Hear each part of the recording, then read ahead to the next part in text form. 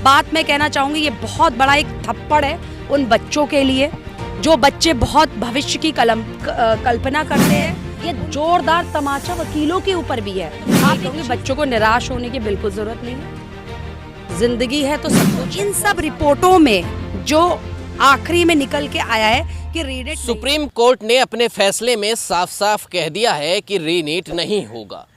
कुछ छात्र supreme court से रोते हुए निकले, कुछ की आशाओं पर पानी फिर गया। हालांकि ये फैसला सुप्रीम कोर्ट का है, इसलिए सबको मानना होगा, लेकिन इसी पर बातचीत करने के लिए कि ये फैसला सही है या गलत है, या फिर जो छात्र हैं क्या कोर्ट उनके बीच इस फैसले से कोई भरोसा बना पाई है कि हाँ ये फैसला सही हुआ है, आगे ऐसा नहीं होगा। इस पर बातचीत करने के लिए मेरे साथ सुप्रीम कोर्ट के सीनियर लॉयर मौजूद हैं, जो पूरी सुनवाई में लगातार चौथी पांचवी सुनवाई थी, लगातार अंदर सीजीआई साहब के साथ बहस में मौजूद थे। आज भी पूरा दिन ये वहीं पर थे, तो सारा मामला इनको पॉइंट टू पॉइंट पता है। तो लगातार हम भी आपको दिखा रहे थे, लेकिन आज फैसला आ गया है, तो जानते हैं कि क्या क्या हुआ और ये फैसला इस तरीके का क्यों आया। मैम पहले तो आपका स्वागत है हमारे चैनल पे। नहीं तो मैम मैं आपसे जानना चाहूँगा, पहले तो आज बताइए कि सुबह से लेकर के जो इंतज़ार मीडिया बाहर कर रही थी, बच्चे अपने घर बैठे कर रहे थे, कोई ऑनलाइन देख रहा था इस सुनवाई को, हुआ क्या है सुबह से? बहुत बहुत धन्यवाद आपके चैनल का। लगातार आप जुड़ रहे हैं और लोगों की बातों को पूरे जन तक पहुंचा रहे हैं, उसके लिए सबसे पहले तो मैं और मेरी टीम की तरफ से आपका बहुत बहुत धन्यवाद। जो इतनी दिन से चल रही थी सुनवाई, उसमें आज निर्णय आया है। सीजीआई साहब ने, हमारे डीवाई चंद्रचूड़ ने फाइनली आदेश पारित किया है, और उस आदेश में जो सुबह से माहौल बना हुआ था उसमें इसी बात पे चल रही थी कि जितनी भी इन्होंने सीबीआई को इन्वेस्टिगेशन करवाने के लिए बोला था, प्लस जो एनटीए की तरफ से जो रिपोर्ट्स नहीं आई हुई थी उन रिपोर्ट्स को मंगवाया गया था। एक्सपर्ट कमेटी की जो रिपोर्ट्स पेंडिंग थी उसको मंगवाया गया था। कुछ ऐसी बहुत सी रिपोर्ट्स थी जिसमें 1563 डाटा का कुछ एनालिसिस का था, वो भी रिपोर्ट मंगाई गई थी। जो सीबीआई ने जो अंतिम रिपोर्ट अपनी सबमिट करनी थी वो भी मंगवाई गई थी। तो इन सब रिपोर्टों में जो आखिरी में निकल के आया है कि रीनीट नहीं होगा। एक बात मैं कहना चाहूँगी, ये बहुत बड़ा एक थप्पड़ है उन बच्चों के लिए जो बच्चे बहुत भविष्य की कल्पना करते हैं। उनके भविष्य के साथ उनके मनोस्थिति क्या हो रही होगी, ये चीज़ शायद हमारे सीजीआई साहब डीवाई चंद्रचूड़ जी ने भी नहीं समझे। मैं पूरा सम्मान करती हूँ उनके आदेश का कि कुछ तो ऐसा हुआ होगा, या उन्होंने अगर आदेश दिया होगा तो कुछ सोच समझ के ही आदेश दिया होगा। लेकिन इतने सारे दस्तावेज, इतनी सारी क्रिमिनल रिपोर्ट्स, इतने सारे इन्वेस्टिगेशन, मैं हुड्डा जी का और जो हमारे खेवड़ा जी हैं उनका बहुत बहुत धन्यवाद कि अंतिम समय तक उन्होंने हार नहीं मानी और डटकर सामना किया। इतने सारे सबूतों को आने के बाद, सारी लीकेज का पता होने के बाद, कीस का पता होने के बाद, सबके पता होने के बावजूद भी आप अंतिम निर्णय आपने ये दिया है।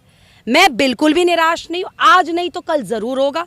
लेकिन हमारे सीजीआई साहब ने जो एक आदेश पारित करते समय एक चीज़ सारे डायरेक्टर ऑफ जर्नल्स, जितने भी एजुकेशन मिनिस्ट्रीज़ हैं और जो यूनियन ऑफ इंडिया है, एनटीए है, उसके लिए एक घोषणा तो कर ही दी है कि आगे अगर इस तरीके की कोई चीज़ होती है तो आप सतर्क हो जाइए। ठीक है, तो मैं ये नहीं कहती कि ये ऑर्डर गलत हुआ है, जैसे भी है, लेकिन बच्चों के भविष्य के साथ तो खिलवाड़ हुआ है। कोई बात नहीं, जो बच्चे पढ़ने वाले हैं वो आज नहीं तो कल, लेकिन हाँ वो एजेंसीज, वो माफिया, वो गैंगस्टर सतर्क हो जाएं कि हमारा देश और हमारे देश के बच्चे उसी दृढ़ता से, उसी फुर्ती के साथ, उसी चैलेंज के साथ उतर के मैदान में खड़े होंगे और पक्का पास। लेकिन मुझे केवल खेद इस चीज़ का है कि जो बच्चे आज पैसे दे के बन रहे हैं ना, कल को क्या भविष्य होगा ये आप खुद ही समझ सकते हैं। ये न्याय हुआ है उन बच्चों के साथ जो नीट दे चुके हैं, जो मेहनत से पास हुए हैं, या उनके साथ अन्याय हुआ है ये? क्योंकि क्या भरोसा इस फैसले से उनके बीच बनेगा? कानून का भरोसा हो या फिर शिक्षा तंत्र का भरोसा हो? देखिए, मैं अभी आपको एक कोट कर देना चाहती हूँ कि अभी एक हाल ही में हफ्ते भर पहले मुझे एक स्टूडेंट की वीडियो मेरे वायरल हुई है, द लीगल राइट ऑर्गेनाइजेशन, जो कि मैं एनजीओ चला रही हूँ। उस बच्चे ने, उसके माँ बाप ने मुझे वो वीडियो भेजी है, जो कि शायद मैं अगर यहाँ कोट करती, क्योंकि मुझे मालूम था आदेश क्या पारित होना है, उसने सुसाइड कर लिया। तो आप ये सोच लीजिए कि अगर आप किसी गलत चीज़ से गलत चीज़ का चयन करते हैं तो आपको कुदरत तो नहीं छोड़ेगी। ठीक है, इतनी मुश्किल से आप बने डॉक्टर, आपका चयन हुआ, ठीक है, और आपने क्या काम किया, प्रकृति ने आपको नहीं छोड़ा। मुझे मालूम है कि ये बातें मेरी बहुत खिलवाड़ लग रही होंगी, लोगों समझ नहीं आ रही, लेकिन होना तो वही है जो कुदरत ने। आप कोविड से शायद बहुत भली भांति परिचित होंगे, जिसमें सारे लोग घर में बैठ गए थे। प्रकृति जब अपना न्याय करने पे आती है ना, तो किसी को नहीं छोड़ती। बार बार ये कहा जा रहा था कि मेन आदमी तक कोर्ट नहीं पहुंच पाया, मेन आदमी का नाम सामने नहीं आया। क्या वो मेन आदमी इतना पावरफुल है, या वो मेन आदमी कोई ऐसा व्यक्ति है जो लास्ट की सुनवाई, आज आखिरी सुनवाई थी, फैसला भी आ गया, लेकिन वो व्यक्ति अब तक सामने नहीं आया? देखिए, मैं अब माननीय न्यायालय सुप्रीम कोर्ट में खुद एक अधिवक्ता हूँ, तो इसमें मैं कोई टिप्पणी नहीं करूँगी। हमारे माननीय न्यायाधीश जो 3 अपने आप में दिग्गज हैं, उन्होंने आदेश पारित किया तो कुछ सोच समझ के किया होगा। और जैसा कि उन्होंने ये चीज़ कही कि उसमें एडिक्वेट डाटा या एडिक्वेट इन्वेस्टिगेशन जो एनटीए के द्वारा सबमिट की गई है वो एडिक्वेटली नहीं है, तो मैं इस चीज़ पे पूर्ण रूप से टिप्पणी करना चाहूँगी। क्योंकि जो हमारे हुड्डा साहब हैं, या जो हमारी टीम गठित हुई थी नोडल ऑफिसर की, उसमें 10-12 लोगों का चयन किया गया था, जिसमें मैं भी एक थी, और जिस तरीके का डाटा उसमें लगातार दिखाया जा रहा है और कवरेज के दांत, तो सीबीआई, या तो क्या तो सीबीआई गलत है या हमारी मिनिस्ट्री गलत है, या तो वो गलत है। इसका मतलब आपने तो रॉकी जैसे और गैंगस्टर को बढ़ावा दे दिया। अब क्या है, अब मुखिया जैसे जो गैंगस्टर है उनको और लूप मिल गया। तो आप सोच लीजिए कल का देश का भविष्य क्या होगा। जिसके पास पैसा होगा उनके बच्चे मेडिकल में जाएंगे, जिनके पास पैसा नहीं है वो कुछ कर ही नहीं सकते। तो आप कहाँ उम्मीद करेंगे। आप एक बात बताइए, इतने सारे ये जोरदार तमाचा वकीलों के ऊपर भी है। आप एक चीज़ मुझे बात बताइए, जिस उम्मीद से, जिस न्याय के लिए आज हमारे अधिवक्ता जोश के साथ 24-24 घंटे लगातार कोर्ट में बैठ रहे, एक न्याय की उम्मीद कर रहे, कुछ तो ऐसा होता जिसकी वजह से आदमी को ये लगता है कि हम एक न्याय के मंदिर में खड़े हुए हैं।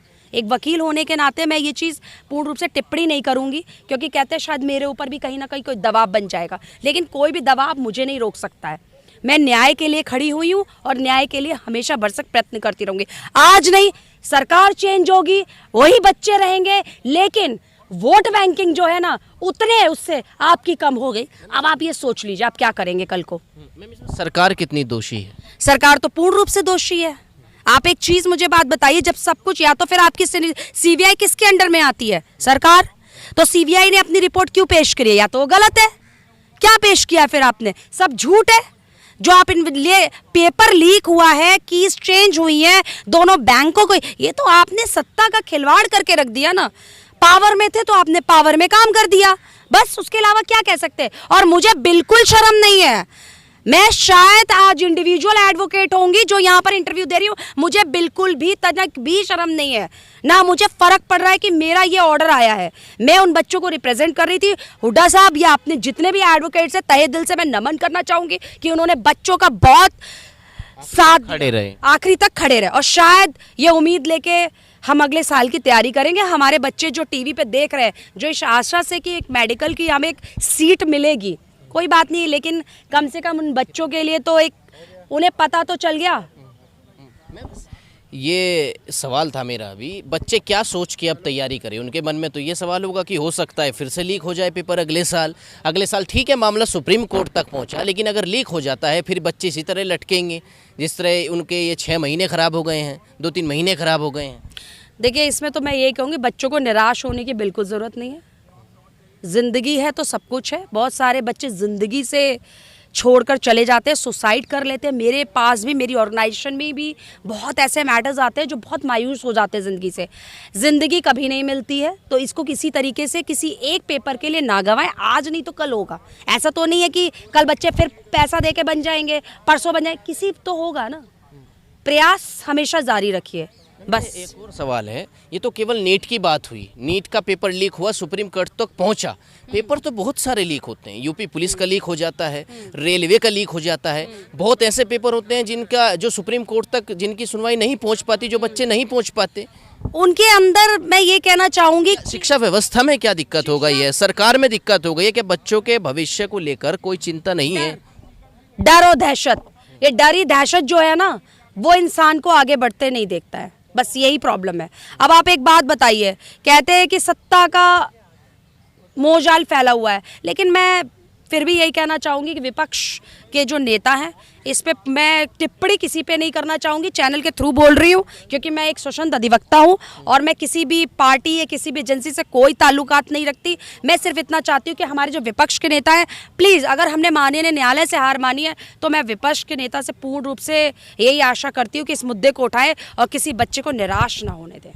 मैम और क्या कहा, मतलब ठीक है ये फैसला आया है कि पेपर द्वारा नहीं होगा, लेकिन क्या ऐसा कोई बात हुई है कि उनको सख्त किया गया है, एजेंसियों को, एनटीए को सख्त किया गया है, या जो दोषी पकड़े गए हैं उन पे कोई कार्रवाई का फैसला दिया गया? देखिए, हाँ, फैसला पूर्ण रूप से आया है। जो अंत में उन्होंने ऑर्डर दिया है इस तरीके के कि जितने भी जो डायरेक्टर ऑफ जनरल या जो आपके यूनियन ऑफ इंडिया है उनके लिए पैगाम जा चुका है सुप्रीम कोर्ट की तरफ से कि अगर किसी तरीके की लीलेंसी हुई भी, क्योंकि लीकेज कह के कि लीकेज नहीं हुआ, लीकेज तो हुआ है तभी तो लोग पकड़े गए हैं। इतने सारे माफियाज आपकी सीबीआई ने पकड़ा है ना उन लोगों को, तो लीकेज तो ये मीडिया से तो छुपा हुआ है नहीं, पूरी जनता से छुपा हुआ नहीं है। आपने स्टेट वाइज जो एनटीए का डाटा पूरे पोर्टल पे निकाला है वो छुपा हुआ है नहीं, सीकर छुपा नहीं हुआ है, इतने सारे स्टेट्स छुपे हुए नहीं है, सिटीज नहीं छुपी हुई है, सेंटर्स नहीं छुपे हुए हैं।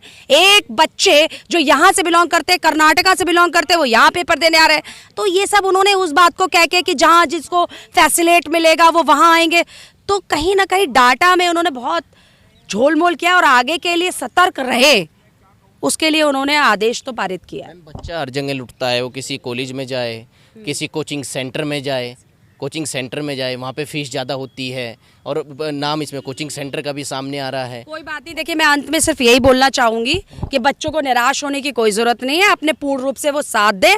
और आज शायद इंटरव्यू भी किसी अधिवक्ता का नहीं आएगा, लेकिन मैं ये जानना चाहती हूँ, मैं एक ऐसी अधिवक्ता हूँ कि मैं हमेशा खड़ी रहूँगी और अगर साथ देने की बात होगी तो मैं हमेशा तैयार रहूँगी। मेरी तरफ से किसी तरीके की कोई दिक्कत नहीं आएगी। धन्यवाद। देखिए किस तरीके से इस सुप्रीम कोर्ट के एडवोकेट थे जिन्होंने बताया कि बच्चे अपनी दोबारा से तैयारी करें, निराश ना हो। फिलहाल इस वीडियो में बस इतना ही, लेकिन आपको क्या लगता है कमेंट करके बता सकते हैं। नमस्कार।